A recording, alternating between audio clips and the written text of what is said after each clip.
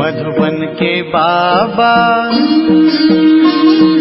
मधुबन के बाबा मुरली वाले, आपका क्या कहना, आपका क्या कहना। ओम शांति।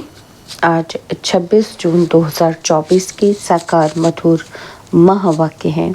आज मीठे मीठे पापा दादा बोले, मीठे बच्चे सदा इसी नशे में रहो कि हमारा पद्म पद्म भाग्य है। जो पतित पावन बाप के हम बच्चे बने हैं, उनसे हमें बेहद सुख का वर्षा मिलता है। बाबा ने कहा, मीठे बच्चे सदा इसी नशे में रहो कि हमारा पद्म पद्म भाग्य है। जो पतित पावन बाप के हम बच्चे बने हैं, उनसे हमें बेहद सुख का वर्षा मिलता है। बाबा ने आज प्रश्न पूछा कि तुम बच्चों को किसी भी धर्म से घृणा व नफरत नहीं हो सकती है, क्यों? तो उत्तर में बाबा ने समझाया, क्योंकि तुम बीज और झाड़ को जानते हो। तुम्हें पता है ये मनुष्य सृष्टि रूपी बेहद का झाड़ है। इसमें हर एक का अपना अपना पार्ट है। नाटक में कभी भी एक्टर्स एक दूसरे से घृणा नहीं करेंगे। तुम जानते हो, हमने इस नाटक में हीरो हीरोइन का पार्ट बजाया। हमने जो सुख देखे वह और कोई देख नहीं सकता। तुम्हें अथाह खुशी है कि सारे विश्व पर राज्य करने वाले हम हैं। ओम शांति। ओम शांति कहने से ही बच्चों को जो नॉलेज मिली है वे सारी बुद्धि में आ जानी चाहिए। बाप की भी बुद्धि में कौन सी नॉलेज है? तो ये मनुष्य सृष्टि रूपी झाड़ है, जिसे कल्प वृक्ष भी कहते हैं। उसकी उत्पत्ति, पालना, फिर विनाश कैसे होता है, सारा बुद्धि में आना चाहिए।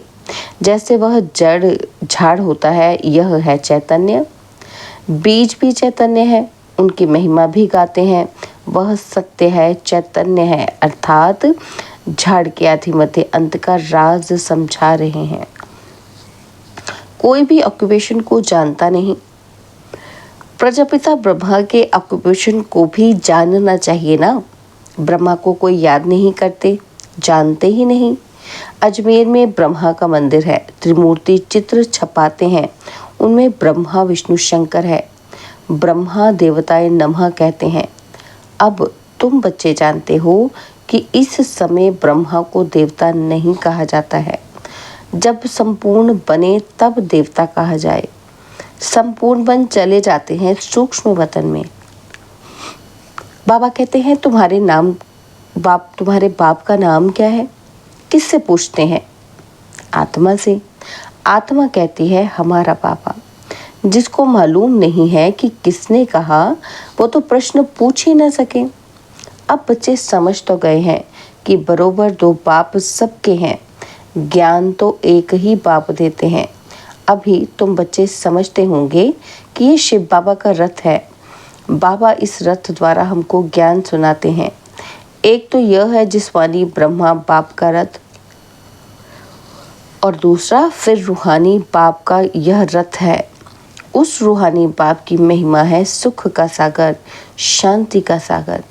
पहले तो ये बुद्धि में रहेगा कि ये बेहद का बाप है, जिससे बेहद का वर्षा मिलता है। पावन दुनिया के मालिक बनते हैं। निराकार को बुलाते हैं कि हे पतित पावन आओ। आत्मा ही बुलाती है। जब पावन आत्मा है तब नहीं पुकारते, पतित हैं तो पुकारते हैं। अब तुम आत्मा जानती हो कि वह पतित पावन बाप इस तन में आया है। ये भूलना नहीं है, हम उनके बने हैं।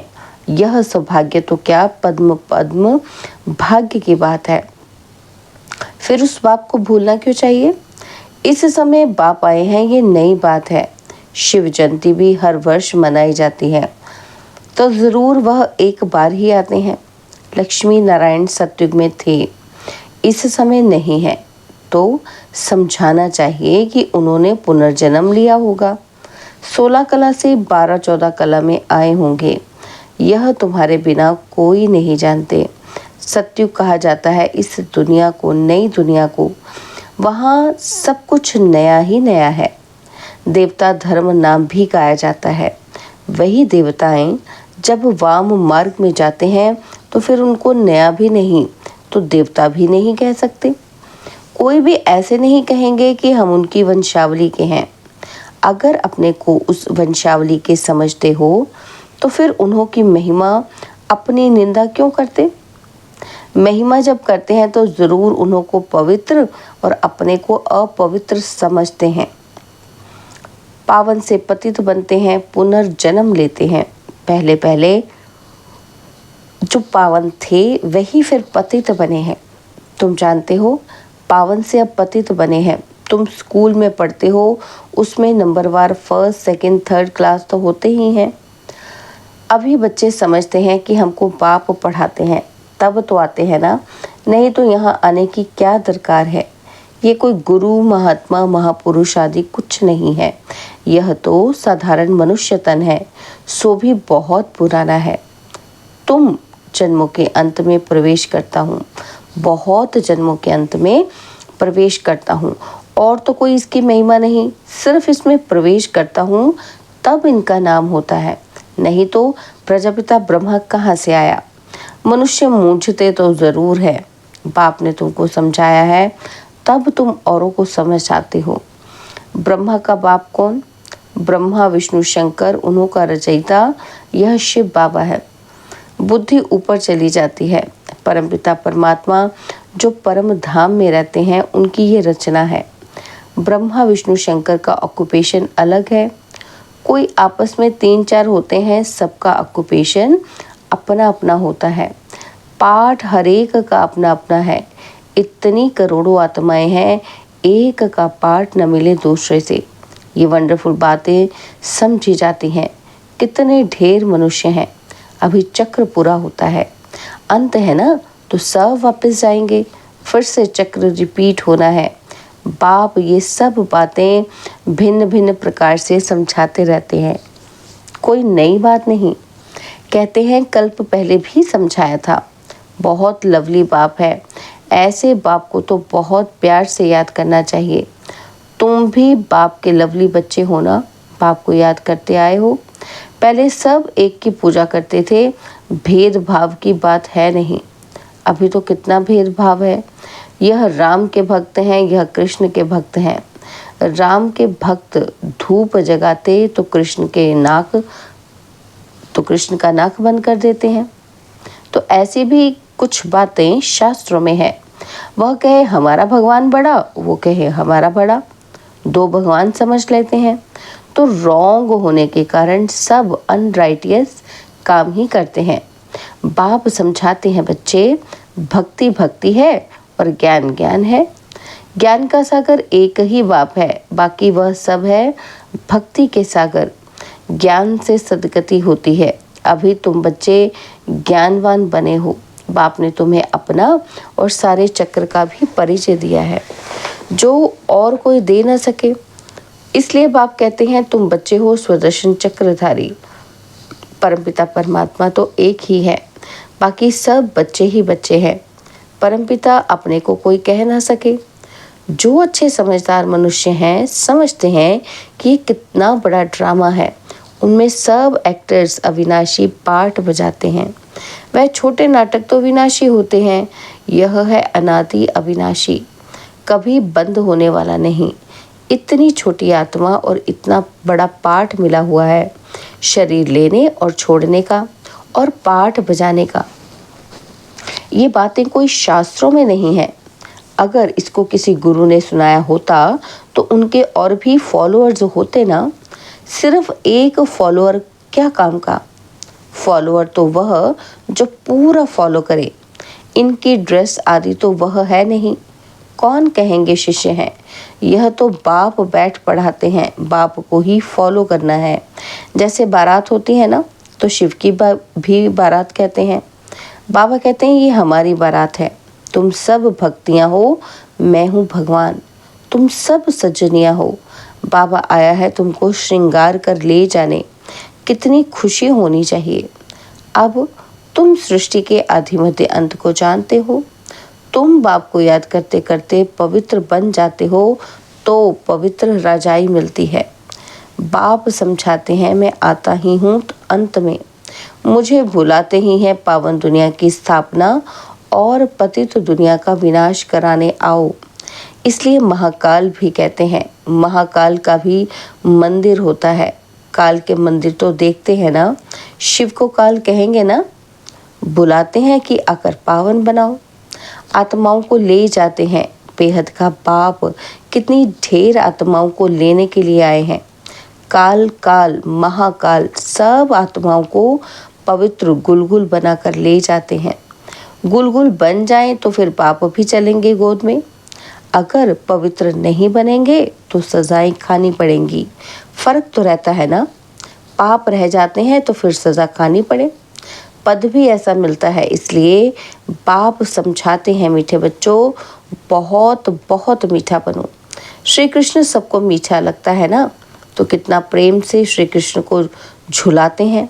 ध्यान में श्री कृष्ण को छोटा देख झट गोद में उठाकर प्यार करते हैं। बैकुंठ में चले जाते हैं। वहाँ श्री कृष्ण को चैतन्य रूप में देखते हैं। अभी तुम बच्चे जानते हो कि सचमुच बैकुंठ आ रहा है। हम भविष्य में ये बनेंगे। श्री कृष्ण पर कलंक लगाते हैं, वे सब रॉन्ग है। तुम बच्चों को पहले नशा चढ़ना चाहिए। शुरू में बहुत साक्षात्कार हुए थे, फिर पिछाड़ी में बहुत होंगे। ज्ञान कितना रमणीक है, कितनी खुशी रहती है। भक्ति में तो कुछ भी खुशी नहीं रहती। भक्ति वालों को ये थोड़े मालूम रहता है कि ये ज्ञान कितना सुख है, कि ज्ञान में कितना सुख है। भेंट कर ना सके। तुम बच्चों को पहले ये नशा चढ़ना चाहिए। यह ज्ञान सिवाय बाप के कोई भी ऋषि मुनि आदि दे नहीं सकते। लौकिक गुरु तो किसी को भी मुक्ति, जीवन मुक्ति का रास्ता बता ही नहीं सकते। तुम समझते हो कि कोई भी मनुष्य गुरु हो नहीं सकता जो कहे कि हे आत्माओं, बच्चों, मैं तुमको समझाता हूँ। बाप को तो बच्चे बच्चे कहने की प्रैक्टिस है। जानते हैं कि ये हमारी रचना है। यह बाप भी कहते हैं कि मैं सबका रचयिता हूँ। तुम सब भाई भाई हो। उनको पाठ मिला है कि कैसे मिला है, वो बैठ समझाते हैं। आत्मा में ही सारा पाठ भरा हुआ है। जो भी मनुष्य आते हैं 84 जन्मों में कभी एक जैसे फीचर्स मिल न सके। थोड़ी थोड़ी चेंज होती ज़रूर है। तत्व भी सतो रजो तमो होते जाते हैं। हर जन्म के फीचर्स एक ना मिले दूसरे से, ये भी समझने की बातें हैं। बाप रोज समझाते रहते हैं, मीठे बच्चे, बाप में कभी संशय नहीं लाओ। संशय और निश्चय 2 अक्षर है ना। बाप मना बाप, इसमें संशय तो हो न सके। बच्चा कह ना सके कि मैं बाप को याद नहीं कर सकता हूँ। तुम घड़ी घड़ी कहते हो कि योग ही नहीं लगता। योग अक्षर ठीक नहीं है। तुम तो राज ऋषि हो। ऋषि अक्षर पवित्रता का है। तुम राज ऋषि हो तो जरूर पवित्र होंगे।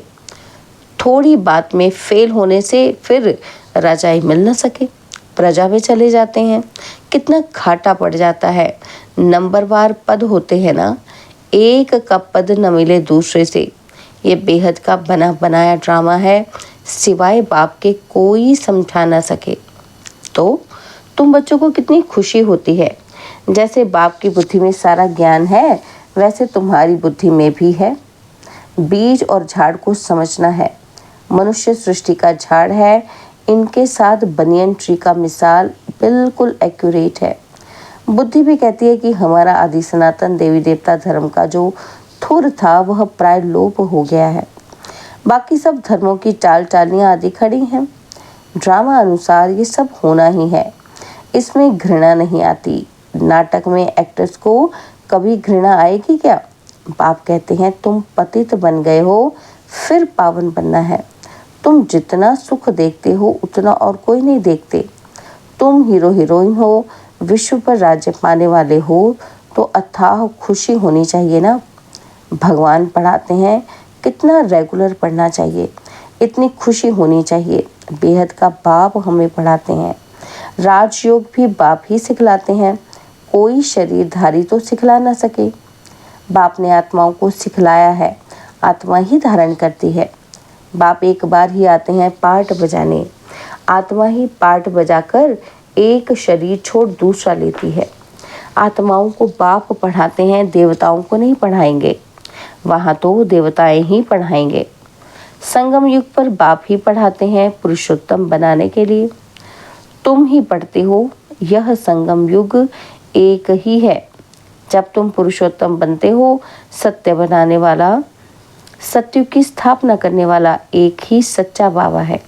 अच्छा, मीठे मीठे सिकिलते बच्चों प्रति माता पिता बाप दादा का याद प्यार और गुड मॉर्निंग।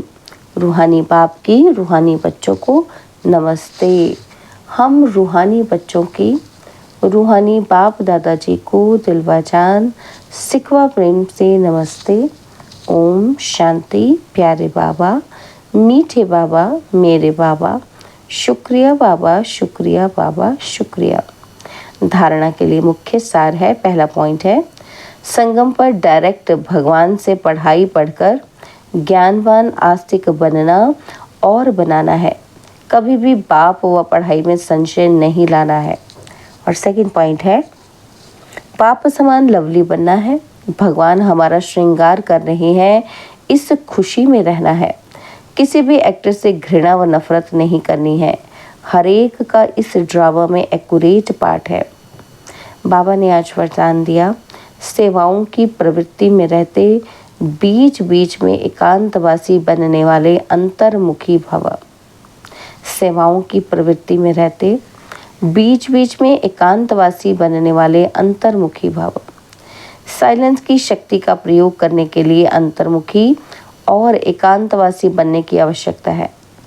कई बच्चे कहते हैं कि अंतर्मुखी स्थिति का अनुभव करने व एकांतवासी बनने के लिए समय ही नहीं मिलता, क्योंकि सेवा की प्रवृत्ति, वाणी की शक्ति की प्रवृत्ति बहुत बढ़ गई है। लेकिन इसके लिए इकट्ठा आधा घंटा व 1 घंटा निकालने के बजाय बीच बीच में थोड़ा समय भी निकालो तो शक्तिशाली स्थिति बन जाएगी। स्लोगन है, ब्राह्मण जीवन में युद्ध करने के बजाय मौज बनाओ तो मुश्किल भी सहज हो जाएगा। ब्राह्मण जीवन में युद्ध करने के बजाय मौज बनाओ तो मुश्किल भी सहज हो जाएगा। ओम शांति।